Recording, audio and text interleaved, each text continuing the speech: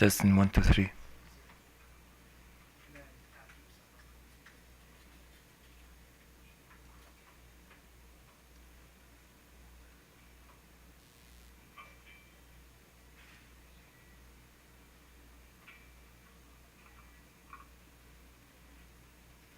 Testing 1, 2, 3. Hi.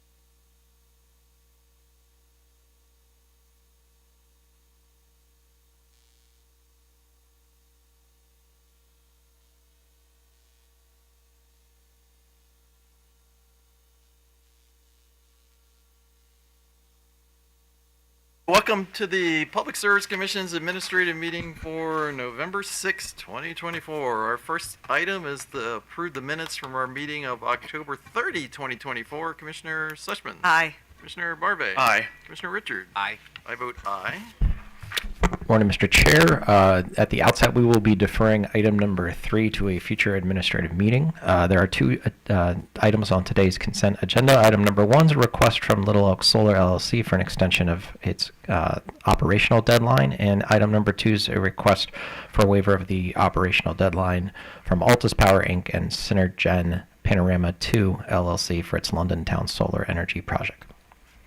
Okay, so regarding item 1, I move we grant the company the requested waiver and extend the operational deadline for Little Elk Solar LLC from January 18, 2025 to June 30, 2025. Commissioner Sushman. Aye. Commissioner Barbe. Aye. Commissioner Richard. Aye. I vote aye. Item 2, I move we grant the company a waiver of the operational deadline for the Altus London Town Solar Project until July 25, 2025. Commissioner Sushman. Aye. Commissioner Barbe. Aye. Commissioner Richard. Aye. I vote aye. Item number 4 on the administrative meeting agenda is a request from Arcadia Power LLC to qualify Lakeview Tower as a low-income subscriber in the Community Solar Pilot Program. Good morning, Chair and Commissioners. Harrison Chair on behalf of staff. On October 3rd, 2024, Arcadia Power LLC filed a request to qualify Lakeview Tower Apartments as a low-income subscriber in Maryland's Community Solar Pilot Program. The property is a Section 8 Housing Assistance Payment Contract recipient. This status would satisfy the Commission's letter order in RM 56, dated February 14th, 2020, where self-attestation plus proof of participation in a qualified program is sufficient to verify low-income status.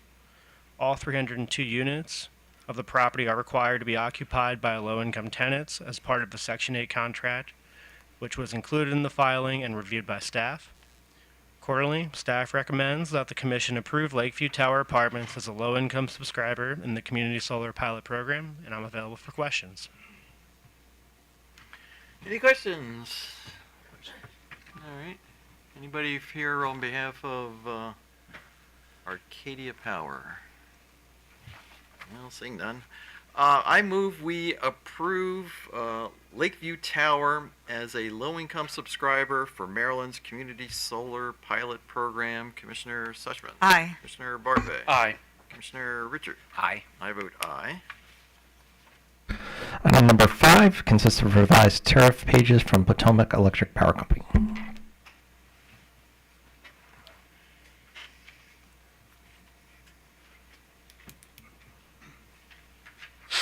Good morning, Chair and Commissioners. On October 7th, 2024, the Potomac Electric Power Company filed updates to its tariff sections related to service connection fees for single-family detached dwellings and townhouse and multi-family dwellings. The instant filing marks the third year that PEPCO calculates rates based on actual service connection data instead of estimates, as well as the second year where PEPCO calculates fees using an updated outlier removal method. In the instant case, connection fees for single-family homes increased by 5.2% for connections less than or equal to 75 feet, and increased 13.4% for connections greater than 75 feet. For connection fees for townhouse customers who installed their own conduit increased by 20%, while customers who did not install their own conduit increased by 3.5%. Staff recommends that the Commission accept for filing the company's proposed tariff updates to service connection fees for both types of single-family homes, both below and above 75 feet, and also accept for filing the fees for service connection fees for townhouses who have not installed their own conduit. As for townhouses who have installed their own conduit, PEPCO's calculations were correct and consistent with approved outlier removal methods. However, the service connection fee calculation for customers who installed their own conduit was $892.61 after tax, while the tariff shows $893.90. So staff just recommends that PEPCO revise its updated tariff to reflect a new service connection fee of $892.61. Thank you, and I'm available for any questions. Any questions? All right. So the person behind you, is she with you or? I'm Jennifer Purvis on behalf of staff. Okay. All right. Fair enough. So. Good morning, Mr. Chairman and Commissioners. Matthew Seegers appearing for PEPCO. We thank staff for their analysis, and we have no issues with the recommendations in their buck sheet, and we are available if you have any questions. Any questions? Seeing none.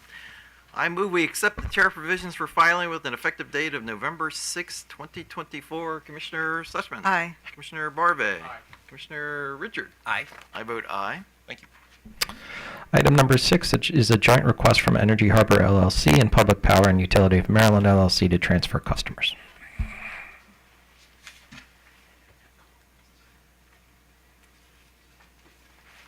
Good morning, Chair and Commissioners. Charles Herbert on behalf of staff. Item number 6 is a joint notification of customer assignment from Energy Harbor LLC and Public Power and Utility of Maryland LLC, wherein Energy Harbor's customers in the BGE, Delmarva, and PEPCO service territories will be assigned to Public Power. Energy Harbor and Public Power are up to date on all required payments to the Commission and do not owe any outstanding assessments. Further, both companies are in good standing with the Maryland State Department of Assessments and Taxation. The companies have also complied with the customer notice requirements of COMAR.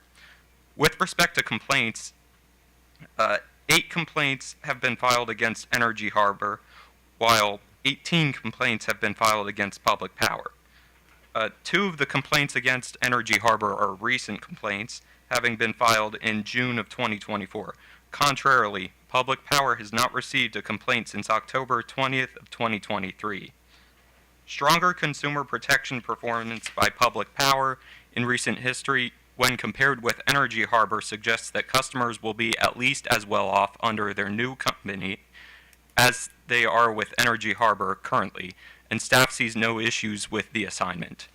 Accordingly, staff recommends that the Commission note the filing. With that, we're available for questions.